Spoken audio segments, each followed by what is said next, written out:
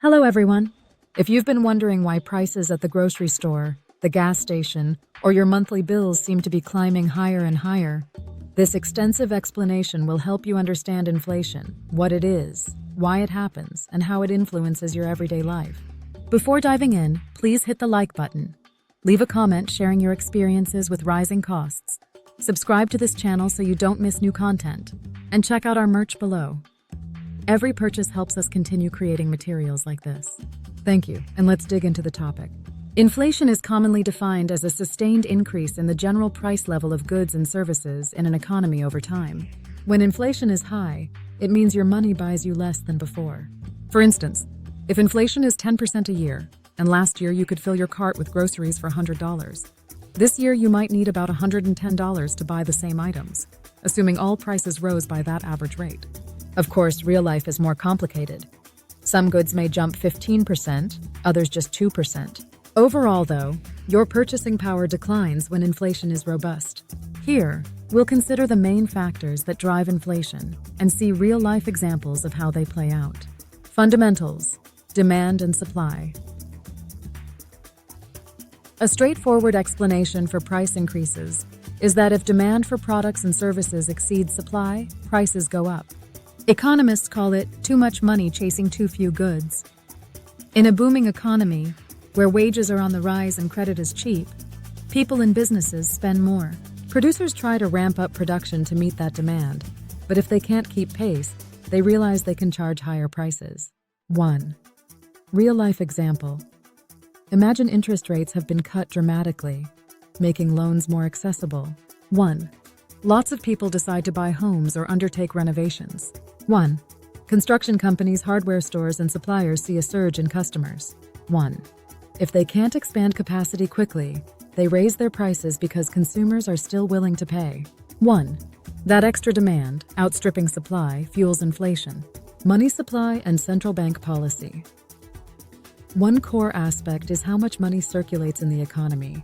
A central bank, like the Federal Reserve in the US or the Bank of England in the UK, adjusts key interest rates, sets reserve requirements, and conducts open market operations. Lower interest rates make borrowing cheaper, spurring more consumer spending and business investment, which can stoke inflation if output cannot keep up with this new spending power.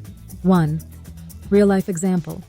The central bank decides to keep rates near zero during a downturn, hoping to spark growth. 1. Businesses borrow more to invest in expansions, and households finance big-ticket items like vehicles or home improvements. 1. The sudden swell in consumption pushes the overall price level up. 1. If inflation overshoots, the central bank typically reverses course, hiking rates so that credit becomes pricier, which tamps down demand, and hopefully inflation as well. Cost push inflation, rising input costs. When companies' expenses climb because of higher energy prices, raw materials, or wages, they often pass those extra costs to consumers. That's called cost push inflation. 1. Real-life example. Suppose global oil prices skyrocket. 1. Gasoline and diesel become more expensive, so hauling goods to stores costs more. 1.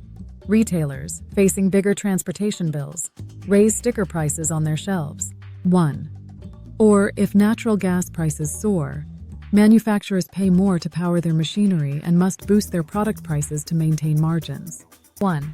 This drives inflation from the supply side. Wage price spiral and expectations. Behavior and psychology also shape inflation. If people expect prices to climb further, they rush to buy sooner or demand pay raises.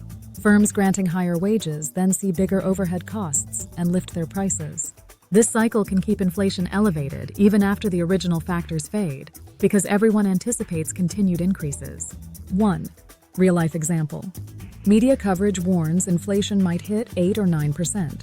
1. Workers ask for an 8 to 10% raise to keep up. 1. Employers agree but respond by raising product and service prices to offset bigger payroll bills. 1. That in turn validates employees' fear that prices keep going up, prompting them to push for even higher pay next time, fueling a wage price spiral. Imported inflation and exchange rates. In a globalized economy, many commodities, fuel, metals, food items, come from abroad. If the local currency weakens against the dollar, euro, or pound, Importing these goods costs more in local currency. That cost hike spills into retail prices. 1. Real-life example. Your national currency depreciates by 10% against the US dollar. 1.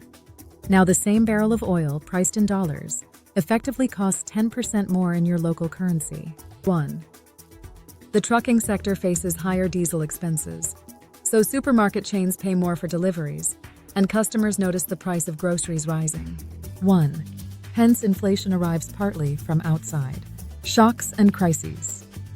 Wars, pandemics, and natural disasters can disrupt manufacturing or shipping routes, creating scarcity and driving up prices. 1. Real-life example. A significant drought hits a major grain-producing region, slashing crop yields. 1. Worldwide grain supplies shrink, raising commodity prices. 1. Bread, cereals, meat, which depends on grain-fed livestock, all become more expensive. 1. Consumers see a noticeable hike in their monthly food bills. Why not 0% inflation? Central banks commonly aim for about 2% inflation. Gentle, predictable inflation encourages spending and investment.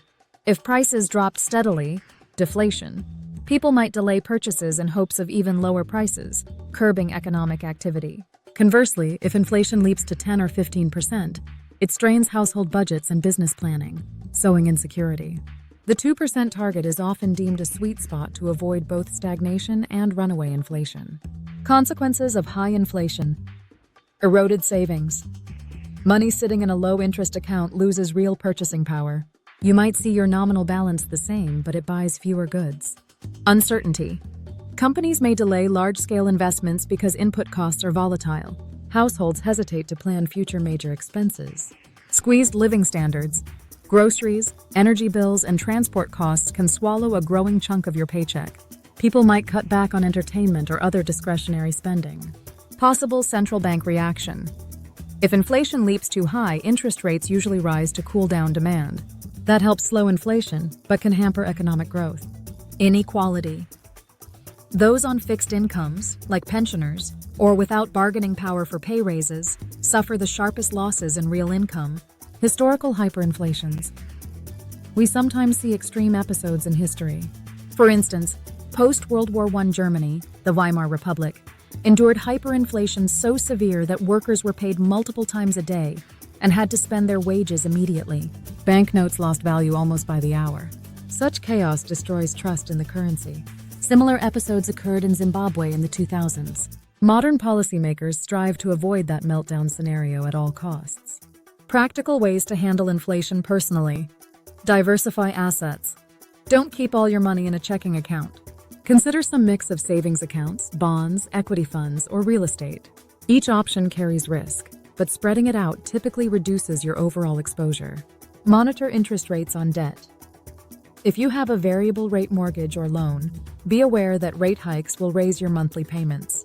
Sometimes locking in a fixed rate early can save substantial stress. Negotiate wages. If inflation is outpacing your salary, see whether your employer is open to discussing compensation adjustments. Otherwise, you lose real income. Be a smart shopper. Look for promotions. Buy non-perishables in bulk if you suspect further price jumps. Subtle changes in spending habits might buffer some inflation impact. Stay alert to scams. Times of high inflation can spawn get-rich-quick offers promising risk-free double-digit returns. Always research thoroughly, as higher returns imply higher risk. The role of government and policy. Governments sometimes deploy measures like tax breaks, price caps, or subsidies to mitigate energy or staple food costs. Yet these can mask the market signals and even prolong high demand, ironically feeding inflation further. Also, large-scale deficit spending can push more money into circulation, contributing to inflation if not matched by productivity gains. Could deflation help? At first glance, falling prices, deflation may sound nice for consumers, but consistent deflation often leads businesses to cut production, wages, and jobs, expecting lower future revenues. Consumers hold off major purchases, waiting for even cheaper deals. The economy can get stuck in a deflationary spiral. Hence, authorities generally prefer moderate inflation to deflation extremes. Exactly predicting inflation rates is tricky. Global events, commodity swings, currency markets, and even technological shifts or climate patterns can upend stable price structures.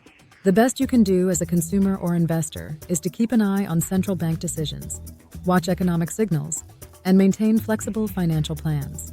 If there are signs inflation could surge, you can adapt, e.g., fix your mortgage rate, pivot your savings strategy before it fully hits. Ultimately, inflation is not just about printing money, nor is it solely about corporate greed. It arises from a network of supply constraints, consumer demand, wage bargaining, exchange rates, and monetary or fiscal steps. Knowing these mechanisms can help you navigate the short and long-term challenges.